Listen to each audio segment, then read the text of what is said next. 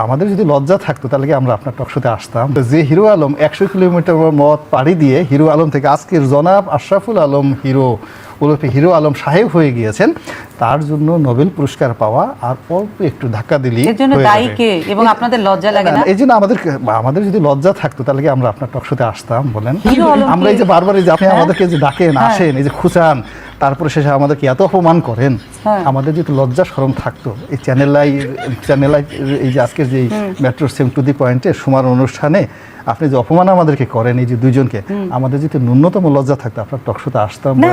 আমাদের কোনো জাতির লজ্জা ওই তো বলছি, মানে এখানে রাজনীতি দায়বদ্ধতা নেই। আমি একবারও বলবো না যে আপনার লজ্জা নাই, আমি এই কথা বলবো না, কিন্তু আমার লজ্জা তো অবশ্যই আছে। আচ্ছা, আপনার লজ্জা আছে, কিন্তু এই আপনার এই অনুষ্ঠানে আপনি যেভাবে আমাদেরকে রাজনীতিবিদদেরকে এনে যে সকল প্রশ্ন করেন, আমাদের যদি লজ্জা শরম থাকতো তাহলে আমরা এখানে আসতে পারতাম। বরং আমি মনে করি আমাদের সেই হিরো আলমের লজ্জা এখন অনেক অনেক উন্নত পর্যায়ে আছে।